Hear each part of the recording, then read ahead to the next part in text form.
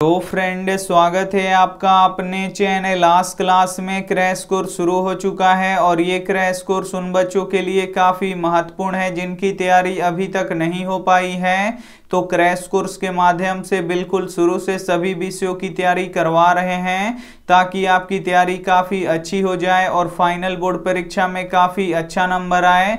और आज की इस वीडियो में विज्ञान के टॉप 30 ऑब्जेक्टिव प्रश्न हम आपको बताएंगे जो आपके फाइनल बोर्ड परीक्षा के लिए काफ़ी महत्वपूर्ण रहेगा। तो एक भी प्रश्न आप लोग स्किप मत कीजिएगा, वीडियो को प्लीज़ आप लोग शुरू से लेके अंत तक देखिएगा। और चैनल को अभी तक आप सब्सक्राइब नहीं किए हैं तो चैनल को सब्सक्राइब कर लीजिएगा। और सब्सक्राइब करने के बाद एक बेल आइकन आता है तो बेल आइकन को दबा के ऑल पे कर लीजिएगा ताकि जब भी लाइव क्लास हो तो आपके पास नोटिफिकेशन पहुंचता रहे। और 2 बजे से हमारे वेबसाइट पे हिंदी का ऑनलाइन टेस्ट होगा तो आप लोग जरूर उस टेस्ट को दीजिएगा। आइए शुरू करते हैं पहले नंबर प्रश्न से। तो पहला नंबर प्रश्न है कि किस दर्पण में बड़ा प्रतिबिंब बनता है। ए ऑप्शन है उत्तल दर्पण में, बी ऑप्शन है अवतल दर्पण में, सी ऑप्शन है समतल दर्पण में, डी ऑप्शन है इनमें से कोई नहीं। तो यहाँ पे आपको बताना है कि किस दर्पण में बड़ा प्रतिबिंब बनता है। तो अवतल दर्पण में बड़ा प्रतिबिंब बनता है, इसे आपको याद रखना है। यहाँ पे बी वाला ऑप्शन बिल्कुल ही सही हो जाएगा। एक प्रश्न ये भी पूछा जाता है कि हजामत बनाने में किस दर्पण का प्रयोग किया जाता है।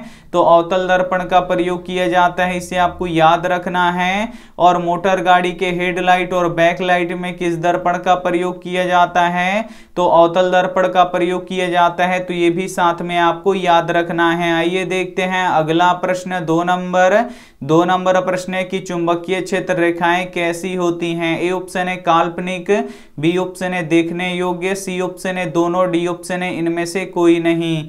तो यहाँ पे आपको बताना है कि चुंबकीय क्षेत्र रेखाएं होती हैं तो ये काल्पनिक होती हैं, इसे हम देख नहीं सकते हैं। यहाँ पे ए वाला ऑप्शन बिल्कुल ही सही हो जाएगा। और चुंबकीय क्षेत्र रेखाएं किस ध्रुव से निकलती हैं। तो उत्तरी ध्रुव से निकलती हैं और दक्षिणी ध्रुव में प्रवेश करती हैं, इसे आपको याद रखना है।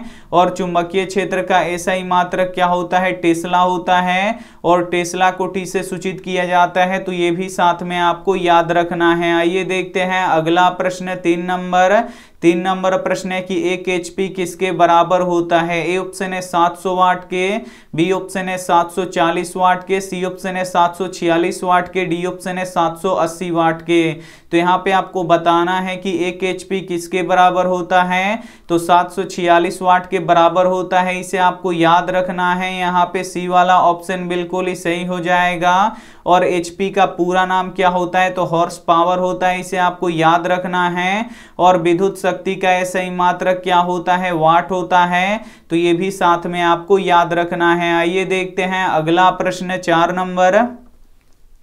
4 नंबर प्रश्न है कि कोई विलयन नीले लिटमस पत्र को लाल कर देता है तो उसका पीएच मान कितना होगा। यहाँ पे आपको बताना है कि कोई विलयन नीले लिटमस पत्र को लाल कर रहा है यानी वो अम्ल है और अम्ल का पीएच मान कितना होता है। तो 0 से लेके 7 के बीच में होता है। तो इसमें से 0 से लेके 7 के बीच में कौन है, तो 3 है। तो यहाँ पे ए वाला ऑप्शन बिल्कुल ही सही हो जाएगा। आइए देखते हैं अगला प्रश्न 5 नंबर प्रश्न है कि विद्युत धारा का एसआई मात्रक क्या होता है। ए ऑप्शन है एम्पियर, बी ऑप्शन है वोल्ट, सी ऑप्शन है ओम, डी ऑप्शन है वाट। तो यहाँ पे आपको बताना है कि विद्युत धारा का एसआई मात्रक क्या होता है। तो विद्युत धारा का एसआई मात्रक एम्पियर होता है, इसे आपको याद रखना है। यहाँ पे ए वाला ऑप्शन बिल्कुल ही सही हो जाएगा। और विद्युत धारा को किससे मापते हैं, तो एमीटर से मापते हैं, इसे आपको याद रखना है।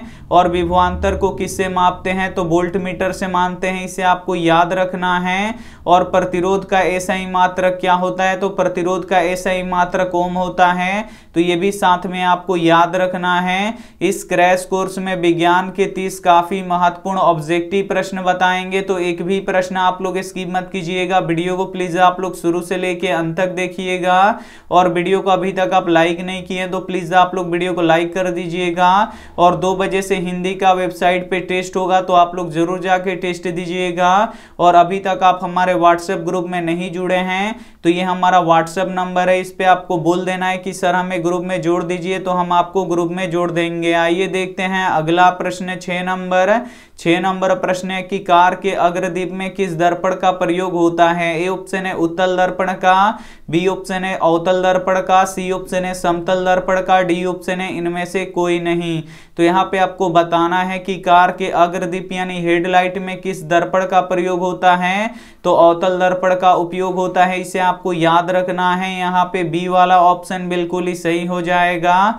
और जो अवतल दर्पण होता है ये बड़ा प्रतिबिंब बनाता है, तो ये भी साथ में आपको याद रखना है। आइए देखते हैं अगला प्रश्न 7 नंबर प्रश्न है कि निम्न में से किसका अपवर्तनांक सबसे अधिक है। ए ऑप्शन है पानी का, बी ऑप्शन है वायु का, सी ऑप्शन है बर्फ का, डी ऑप्शन है हीरा का। तो यहाँ पे आपको बताना है कि निम्न में से किसका अपवर्तनांक सबसे अधिक है। तो हीरा का अपवर्तनांक सबसे अधिक होता है, यहाँ पे डी वाला ऑप्शन बिल्कुल ही सही हो जाएगा। हीरा का अपवर्तनांक जो होता है वो 2.42 होता है और पानी का अपवर्तनांक कितना होता है तो 1.33 होता है। तो इसे भी साथ में आपको याद रखना है। आइए देखते हैं अगला प्रश्न 8 नंबर प्रश्न है कि स्टोमेटा के खुलने और बंद होने की क्रिया को कौन नियंत्रित करता है। ए ऑप्शन है द्वार कोशिकाएं, बी ऑप्शन है सहचर कोशिकाएं, सी ऑप्शन है चलनी कोशिकाएं, डी ऑप्शन है कोशिका भित्ति। तो यहाँ पे आपको बताना है कि स्टोमेटा के खुलने और बंद होने की प्रक्रिया को कौन नियंत्रित करता है। तो द्वार कोशिकाएं नियंत्रित करती हैं, इसे आपको याद रखना है। यहाँ पे ए वाला ऑप्शन बिल्कुल ही सही हो जाएगा। और जो ये कोशिका भित्ति होता है ये पेड़ पौधों की कोशिका में पाया जाता है, जीव जंतु के कोशिका में नहीं पाया जाता है। तो ये भी साथ में आपको याद रखना है। आइए देखते हैं अगला प्रश्न 9 नंबर प्रश्न है कि किस प्रकार के श्वसन में अधिक ऊर्जा मुक्त होता है। ए ऑप्शन है अवायवीय, बी ऑप्शन है वायवीय, सी ऑप्शन है दोनों, डी ऑप्शन है इनमें से कोई नहीं। तो यहाँ पे आपको बताना है कि किस प्रकार के श्वसन में अधिक ऊर्जा मुक्त होता है।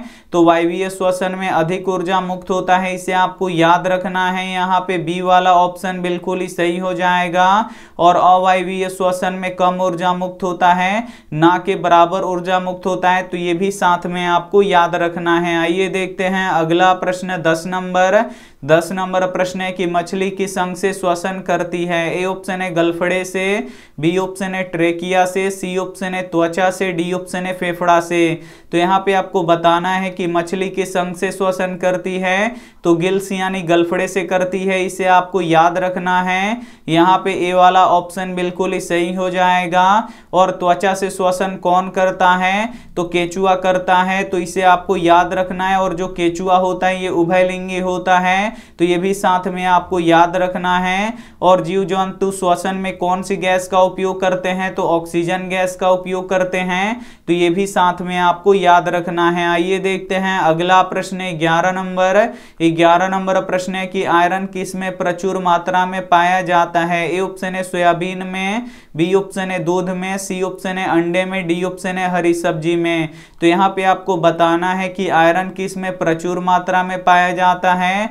तो हरी सब्जी में पाया जाता है, इसे आपको याद रखना है। यहाँ पे डी वाला ऑप्शन बिल्कुल ही सही हो जाएगा। आइए देखते हैं अगला प्रश्न 12 नंबर प्रश्न है कि धातुओं का राजा किसे कहते हैं। ए ऑप्शन है सोना को, बी ऑप्शन है चांदी को, सी ऑप्शन है लोहा को, डी ऑप्शन है एल्यूमिनियम को। तो यहाँ पे आपको बताना है कि धातुओं का राजा किसे कहते हैं। तो सोना को कहते हैं, इसे आपको याद रखना है। यहाँ पे ए वाला ऑप्शन बिल्कुल ही सही हो जाएगा। और सोना किस में घुलता है तो अम्ल राज में घुलता है, इसे आपको याद रखना है।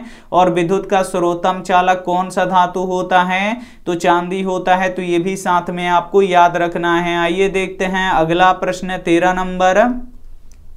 13 नंबर प्रश्न है कि आग को बुझाने के लिए किस गैस का प्रयोग किया जाता है। ए ऑप्शन है ऑक्सीजन का, बी ऑप्शन है क्लोरीन का, सी ऑप्शन है नाइट्रोजन का, डी ऑप्शन है कार्बन डाइऑक्साइड का। तो यहाँ पे आपको बताना है कि आग को बुझाने के लिए किस गैस का प्रयोग किया जाता है।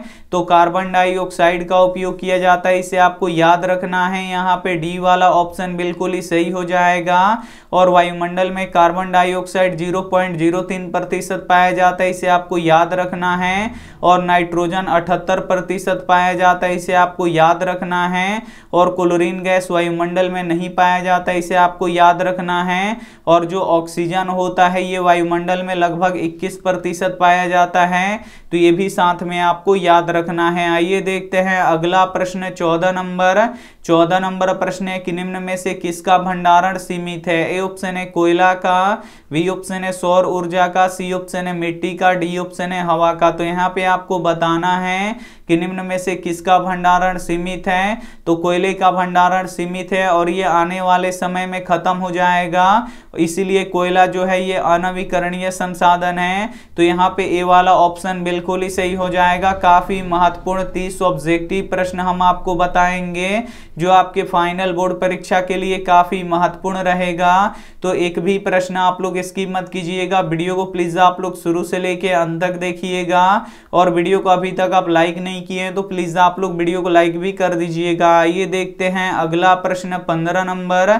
15 नंबर प्रश्न है कि अम्ल क्षार के परिरक्षण के लिए किसका उपयोग किया जाता है? ए ऑप्शन है अमोनिया पत्र का, बी ऑप्शन है कोबाल्ट पत्र का, सी ऑप्शन है लिटमस पत्र का, डी ऑप्शन है इनमें से कोई नहीं।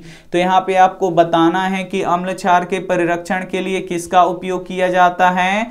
तो लिटमस पत्र का प्रयोग किया जाता है। और लिटमस पत्र किससे प्राप्त होता है? तो लाइकेन से प्राप्त होता है, इसे आपको याद रखना है। आइए देखते हैं अगला प्रश्न 16 नंबर।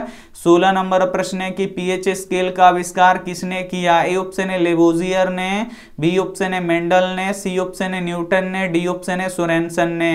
तो यहाँ पे आपको बताना है कि पीएच स्केल का आविष्कार किसने किया। तो पीएच स्केल का आविष्कार सोरेनसन ने किया, इसे आपको याद रखना है।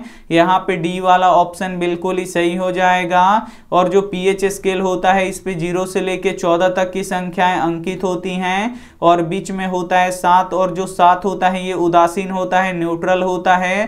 तो ये भी साथ में आपको याद रखना है। आइए देखते हैं अगला प्रश्न 17 नंबर।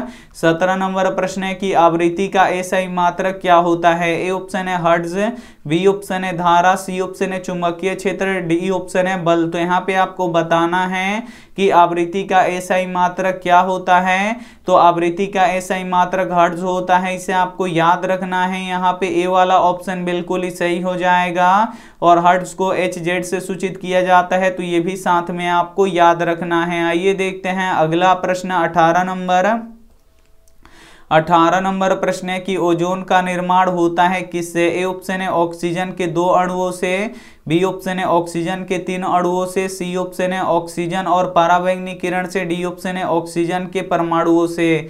तो यहाँ पे आपको बताना है कि ओजोन का निर्माण होता है तो ऑक्सीजन के 3 परमाणुओं से मिलकर बना होता है, इसे आपको याद रखना है। यहाँ पे बी वाला ऑप्शन बिल्कुल ही सही हो जाएगा। और जो ओजोन परत होता है ये पराबैंगनी किरणों से हमें रक्षा प्रदान करता है और ओजोन धीरे धीरे नष्ट हो रहा है। तो ये किसके कारण से नष्ट हो रहा है? तो ये CFC गैस के कारण से नष्ट हो रहा है। और CFC क्या होता है? तो क्लोरोफ्लोरोकार्बन होता है। तो ये भी साथ में आपको याद रखना है। आइए देखते हैं अगला प्रश्न 19 नंबर। 19 नंबर प्रश्न है कि अंगूर में कौन सा अम्ल पाया जाता है? ए ऑप्शन है टार्टरिक अम्ल, बी ऑप्शन है ऑक्जेलिक अम्ल, सी ऑप्शन है सिट्रिक अम्ल, डी ऑप्शन है फॉर्मिक अम्ल। तो यहाँ पे आपको बताना है कि अंगूर में कौन सा अम्ल पाया जाता है। तो टार्टरिक अम्ल पाया जाता है। और इमली में कौन सा अम्ल पाया जाता है? तो टार्टरिक अम्ल ही पाया जाता है। इन दोनों को याद रखना है। यहाँ पे ए वाला ऑप्शन बिल्कुल ही सही हो जाएगा। और टमाटर में ऑक्जेलिक अम्ल पाया जाता है, इसे आपको याद रखना है। और जो सिट्रिक अम्ल होता है ये नींबू और संतरे में पाया जाता है, इसे आपको याद रखना है। और जो फॉर्मिक अम्ल होता है ये चींटियों में पाया जाता है, तो ये भी साथ में आपको याद रखना है। आइए देखते हैं अगला प्रश्न 20 नंबर। 20 नंबर प्रश्न है कि सोने की शुद्धता की माप किसमें की जाती है? ए ऑप्शन है मीटर में, बी ऑप्शन है फुट में, सी ऑप्शन है कैरेट में, डी ऑप्शन है हर्ट्ज में। तो यहाँ पे आपको बताना है कि सोने की शुद्धता की माप किसमें की जाती है? तो कैरेट में की जाती है, इसे आपको याद रखना है। यहाँ पे सी वाला ऑप्शन बिल्कुल ही सही हो जाएगा। और जो शुद्ध सोना होता है ये मुलायम होता है और शुद्ध सोना 24 कैरेट का होता है, इसे आपको याद रखना है। और आभूषण बनाने वाला सोना 22 कैरेट का होता है। तो ये भी साथ में आपको याद रखना है। आइए देखते हैं अगला प्रश्न 21 नंबर। 21 नंबर प्रश्न है कि उच्च वसीय अम्लों के सोडियम लवण को क्या कहते हैं? ए ऑप्शन है साबुन, बी ऑप्शन है अपमार्जक, सी ऑप्शन है प्लास्टिक, डी ऑप्शन है रबड़। तो यहाँ पे आपको बताना है कि उच्च वसीय अम्लों के सोडियम लवण को क्या कहते हैं? तो साबुन कहते हैं, इसे आपको याद रखना है। यहाँ पे ए वाला ऑप्शन बिल्कुल ही सही हो जाएगा। और जो ये रबड़ होता है ये आइसोप्रीन का बहुलक होता है, तो ये भी साथ में आपको याद रखना है। और रबड़ की खेती कहाँ पे की जाती है? तो केरल में की जाती है, तो ये भी साथ में आपको याद रखना है। आइए देखते हैं अगला प्रश्न 22 नंबर। 22 नंबर प्रश्न है कि बिजली की घंटी किस सिद्धांत पे कार्य करता है? ए ऑप्शन है ऊष्मीय प्रभाव पे, बी ऑप्शन है चुंबकीय प्रभाव पे, सी ऑप्शन है दोनों पे, डी ऑप्शन है इनमें से कोई नहीं। तो यहाँ पे आपको बताना है कि बिजली की घंटी किस सिद्धांत पे कार्य करता है? तो चुंबकीय प्रभाव पे कार्य करता है, इसे आपको याद रखना है। यहाँ पे बी वाला ऑप्शन बिल्कुल ही सही हो जाएगा। और जो विद्युत फ्यूज होता है ये विद्युत धारा के ऊष्मीय प्रभाव पे कार्य करता है, तो ये भी साथ में आपको याद रखना है। आइए देखते हैं अगला प्रश्न 23 नंबर। 23 नंबर प्रश्न है कि स्पेक्ट्रम में किस रंग की किरण का झुकाव अधिक होता है? ए ऑप्शन है लाल रंग का, बी ऑप्शन है हरा रंग का, सी ऑप्शन है पीला रंग का, डी ऑप्शन है बैगनी रंग का। तो यहाँ पे आपको बताना है कि स्पेक्ट्रम में किस रंग की किरण का झुकाव अधिक होता है? तो बैगनी रंग के किरण का झुकाव अधिक होता है। यहाँ पे डी वाला ऑप्शन बिल्कुल ही सही हो जाएगा। और जो बैगनी रंग का तरंग दैर्ध्य होता है ये भी सबसे कम होता है, और लाल रंग की किरण का झुकाव सबसे कम होता है, इसे आपको याद रखना है। और लाल रंग का जो तरंग दैर्ध्य होता है ये सबसे अधिक होता है, तो ये भी साथ में आपको याद रखना है। आइए देखते हैं अगला प्रश्न 24 नंबर। 24 नंबर प्रश्न है कि अंडाणु का निषेचन कहाँ होता है? ए ऑप्शन है योनि में, बी ऑप्शन है गर्भाशय में, सी ऑप्शन है फैलोपियन नलिका में, डी ऑप्शन है अंडाशय में। तो यहाँ पे आपको बताना है कि अंडाणु का निषेचन कहाँ होता है? तो फैलोपियन नलिका में होता है, इसे आपको याद रखना है। यहाँ पे सी ऑप्शन बिल्कुल ही सही हो जाएगा। और स्त्रियों में अंडाशय की संख्या कितनी होती है? तो 2 होती है, तो ये भी साथ में आपको याद रखना है। आइए देखते हैं अगला प्रश्न 25 नंबर। 25 नंबर प्रश्न है कि विद्युत धारा उत्पन्न करने वाली युक्ति को क्या कहते हैं? ए ऑप्शन है जनित्र, बी ऑप्शन है गैल्वेनोमीटर, सी ऑप्शन है एमीटर, डी ऑप्शन है मोटर। तो यहाँ पे आपको बताना है कि विद्युत धारा उत्पन्न करने वाली युक्ति को क्या कहते हैं? तो जनित्र कहते हैं, इसे आपको याद रखना है। यहाँ पे ए वाला ऑप्शन बिल्कुल ही सही हो जाएगा। आइए देखते हैं अगला प्रश्न 26 नंबर। 26 नंबर प्रश्न है कि फूल में नर प्रजनन अंग कौन सा है तो होता है? ए ऑप्शन है पुंकेसर, बी ऑप्शन है अंडप, सी ऑप्शन है वर्तिकाग्र, डी ऑप्शन है वर्तिका। तो यहाँ पे आपको बताना है कि फूल में नर प्रजनन अंग कौन होता है? तो पुंकेसर होता है, इसे आपको याद रखना है। यहाँ पे ए वाला ऑप्शन बिल्कुल ही सही हो जाएगा। और स्त्री प्रजनन अंग कौन सा होता है? तो जयांग होता है, तो ये भी साथ में आपको याद रखना है। आइए देखते हैं अगला प्रश्न 27 नंबर। 27 नंबर प्रश्न है कि निम्न में से किसका उपयोग खाना बनाने वाले ईंधन में नहीं होता है? ए ऑप्शन है सीएनजी का, बी ऑप्शन है एलपीजी का, सी ऑप्शन है बायोगैस का, डी ऑप्शन है कोयला का। तो यहाँ पे आपको बताना है कि निम्न में से किसका उपयोग हम खाना बनाने वाले ईंधन में नहीं करते हैं? तो सीएनजी का नहीं करते हैं, इसे आपको याद रखना है। यहाँ पे ए वाला ऑप्शन बिल्कुल ही सही हो जाएगा। और सीएनजी का उपयोग कहाँ पे होता है? तो वाहनों में ईंधन के रूप में होता है। और सीएनजी का पूरा नाम कंप्रेस्ड नेचुरल गैस होता है, इसे आपको याद रखना है। और इसका मुख्य घटक मीथेन होता है। और एलपीजी का पूरा नाम क्या होता है? तो लिक्विफाइड पेट्रोलियम गैस होता है। और इसका जो मुख्य घटक होता है ये ब्यूटेन गैस होता है, तो ये भी साथ में आपको याद रखना है। आइए देखते हैं अगला प्रश्न 28 नंबर। 28 नंबर प्रश्न है कि उत्तल दर्पण द्वारा कैसा प्रतिबिंब बनता है? ए ऑप्शन है बड़ा और सीधा, बी ऑप्शन है छोटा और उल्टा, सी ऑप्शन है छोटा और सीधा, डी ऑप्शन है बड़ा और उल्टा। तो यहाँ पे आपको बताना है कि उत्तल दर्पण द्वारा कैसा प्रतिबिंब बनता है? तो जो उत्तल दर्पण होता है इसमें छोटा और सीधा प्रतिबिंब बनता है, इसे आपको याद रखना है। यहाँ पे सी वाला ऑप्शन बिल्कुल ही सही हो जाएगा। और उत्तल दर्पण का उपयोग हम मोटर गाड़ी के साइड मिरर के रूप में करते हैं, तो ये भी साथ में आपको याद रखना है। आइए देखते हैं अगला प्रश्न 29 नंबर। 29 नंबर प्रश्न है कि किसकी सहायता से हम किसी वस्तु को देखते हैं? ए ऑप्शन है हवा, बी बी ऑप्शन है जल, सी ऑप्शन है पानी, डी ऑप्शन है प्रकाश। तो यहाँ पे आपको बताना है कि किसकी सहायता से हम किसी वस्तु को देखते हैं, तो प्रकाश की सहायता से हम किसी वस्तु को देखते हैं। यहाँ पे डी वाला ऑप्शन बिल्कुल ही सही हो जाएगा। और प्रकाश की चाल सबसे अधिक कहाँ पे होता है, तो निर्वात यानी शून्य में होता है। तो ये भी साथ में आपको याद रखना है। आइए देखते हैं अंतिम प्रश्न 30 नंबर प्रश्न है कि उदासीन विलयन का पीएच मान कितना होता है। ए ऑप्शन है 6, बी ऑप्शन है 4, सी ऑप्शन है 2, डी ऑप्शन है 7। तो यहाँ पे आपको बताना है कि उदासीन विलयन का पीएच मान होता है, तो उदासीन विलयन का पीएच मान 7 होता है। और उदासीन विलयन क्या होता है, तो जल होता है, पानी होता है। तो ये भी साथ में आपको याद रखना है। यहाँ पे 30 काफी महत्वपूर्ण ऑब्जेक्टिव प्रश्न हम आपको बता चुके हैं जो आपके फाइनल बोर्ड परीक्षा के लिए काफी महत्वपूर्ण है। और 2 बजे से हिंदी का टेस्ट होगा, तो आप लोग जरूर दीजिएगा। और इसका अंतिम समय रहेगा 8:30 बजे तक, आपका 9 बजे रिजल्ट आ जाएगा। तो आप लोग जरूर जाके यहाँ पे हिंदी का रिजल्ट, यहाँ पे हिंदी का टेस्ट जरूर दीजिएगा। और ये रहा आपके लिए होमवर्क प्रश्न की लोहा क्या है। ए ऑप्शन है धातु, बी ऑप्शन है अधातु, सी ऑप्शन है उपधातु, डी ऑप्शन है ये सभी। तो जो भी ऑप्शन आपको सही लगे वो आप हमें कमेंट करके जरूर बताइएगा। और वीडियो को अभी तक आप लाइक नहीं किए तो प्लीज़ आप लोग वीडियो को लाइक कीजिएगा, अपने दोस्तों के पास इस वीडियो को जरूर शेयर कीजिएगा। और चैनल को अभी तक आप सब्सक्राइब नहीं किए हैं तो चैनल को सब्सक्राइब कर लीजिएगा। Thank you for watching. मिलते हैं अगले वीडियो में, तब तक अपना ध्यान रखिए, मन लगा के पढ़ाई कीजिए। Take care and bye.